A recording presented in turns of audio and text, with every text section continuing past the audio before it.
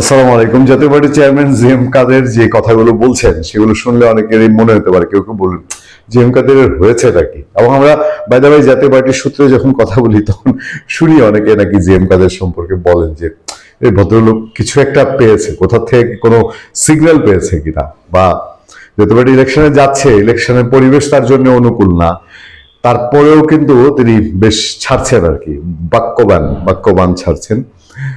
আপনার জাতীয় পার্টি যে সিচুয়েশন ইলেকশনে যাচ্ছে তারা জানে তাদের জন্য এটা কতটা ঝুঁকিপূর্ণ। এই এনটি জাতীয় পার্টি বলো এর একটা পত্রিকা, আমি নাম বলছি না, নিউজ করেছে জিএম কাদেরের গ্রেফতার এবং জাতীয় পার্টিকে নিষিদ্ধের দাবি। ওই যে তার আগের দিন, একদিন আগে জিএম কাদের এরকম একটি শব্দবান ছেড়েছিলেন, সেটা বলছি আপনাদেরকে।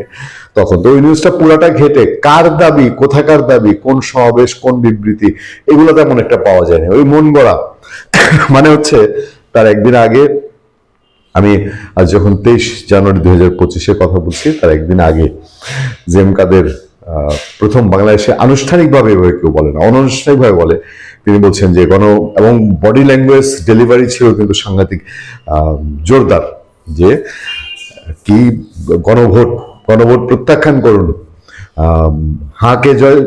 হাকে প্রত্যাখ্যান করুন, না জয়যুক্ত করুন, না কে জিতাতে হবে। এবং তিনি বেশ কয়েকবারই এটা গুছিয়ে বলেছেন যে গণভোট যদি হয় এবং এই গণভোট হলে কি ধরনের ক্ষতি হবে, কারা কি ইচ্ছা থেকে এই গণভোটের আয়োজন করেছে।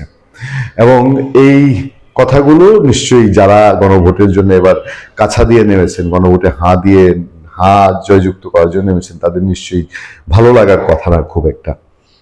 এবার জিএম কাদের নির্বাচনী প্রচারণায় গিয়েছেন এবং নির্বাচনী প্রচারণায় গিয়েও তিনি মোটামুটি এই গণভোট নিয়ে এক হাত নিচ্ছেন। আমাদের সামনে যে খবর, তিনি গভীর রাতে রংপুরে তার যে নির্বাচনী এলাকা, সেই নির্বাচনী এলাকায় আনুষ্ঠানিক প্রচারণা শুরু করার পর বেশ আবার হুঙ্কার ছেড়েছেন, গণভোটে হা জয়ী হলে বিপ্লবী সরকার গঠনের আশঙ্কা জিএম কাদেরের।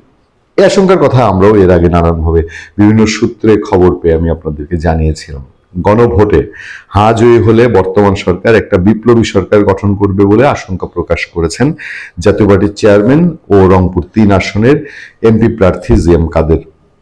বৃহস্পতিবার রাতে, 22 জানুয়ারি রাতে রংপুরে প্রয়াত রাষ্ট্রপতি হোসেন মোহাম্মদ এরশাদের কবর জিয়ারতের পর নির্বাচনী প্রচারণা শুরুর আগে সাংবাদিকদের কাছে এই আশঙ্কার কথা বলেন তিনি। এর কারণ ব্যাখ্যা করে জিএম কাদের বলেন, হা ভোট যদি জয়ী হয় তাহলে প্যারালাল একটা ফোর্স দাঁড়িয়ে যাবে।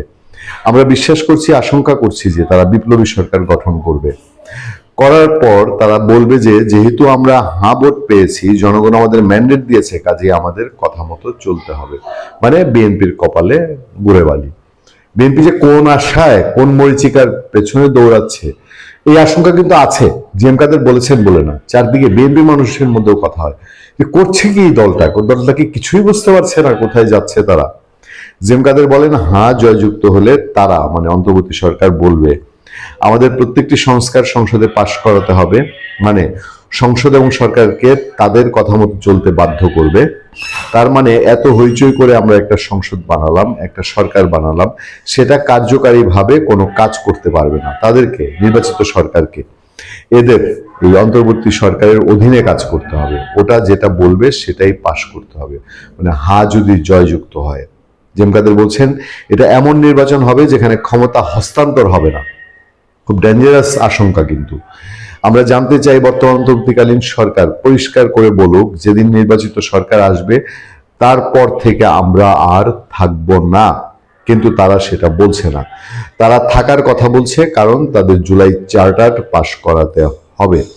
যদি ওদের হা ভোটে জয়যুক্ত হন তাহলে এই নির্বাচনের কি মানে হবে? তাহলে এখানে জনগণের কথা বলা হবে না, কারণ পাশ করাতে গেলে তো আর জনগণের কাছে যাওয়া লাগবে না। তাই আমরা না হয় এর পক্ষে অবস্থান নিয়েছি। এ সময় তার সাথে জাতীয় পার্টির লোকজন ছিলেন। দেখেন, এই আশঙ্কা একেবারে আমূলক নয়, কারণ এই সরকারের মতিগতি বুঝা, সরকার যিনি প্রধান উপদেষ্টা, তার মতিগতি বুঝা খুব মুশকিল। ফলে আগামী একটা মাস এই জাতির কপালে কি আছে, এটা বোধহয় খোদ উপরওয়ালা ছাড়া আর কেউ বলতে পারেন না। ভালো থাকবেন, সুস্থ থাকবেন। আপনাদের সাথে আমি আতিক রহমান, পূর্ণিয়া।